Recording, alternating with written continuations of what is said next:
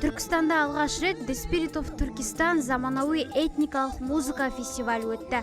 Кештің басты мақсаты түркі әлемі мемлекеттерінің мәдениеттері арасындағы байланысты нығайту.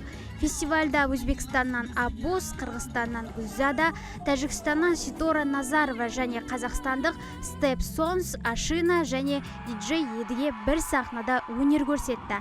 Ал сахна шымылдығын отандық Step Sons тобы ашты.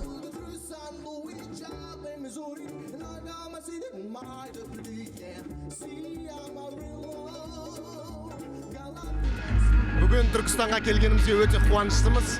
Жалпы халықтың қошеметін, халықтың ризашылығын естіген кезде өзіміз жаңағы үлкен шабыт алып, арқамыз қозуда деген келеді.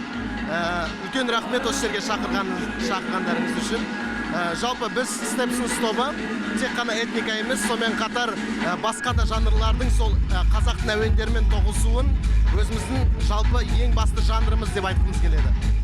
The Spirit of Tengri фестивалі мультимәдениетті жоба. Ол әлем елдеріндегі дәстүрлі әуендердің қазақ жерінде шырқалуына себеп болып отыр. Фестивальға 4 жыл ішінде әлемнің 30-дан астам елінен қатысушылар келген.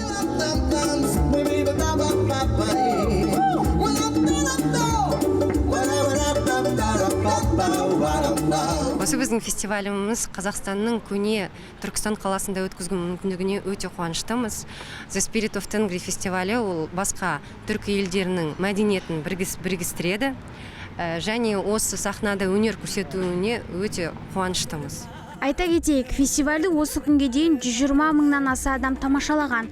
Түркістанда алғаш рет ұйымдастырылғанына қарамастан көрермен қарасы қалың.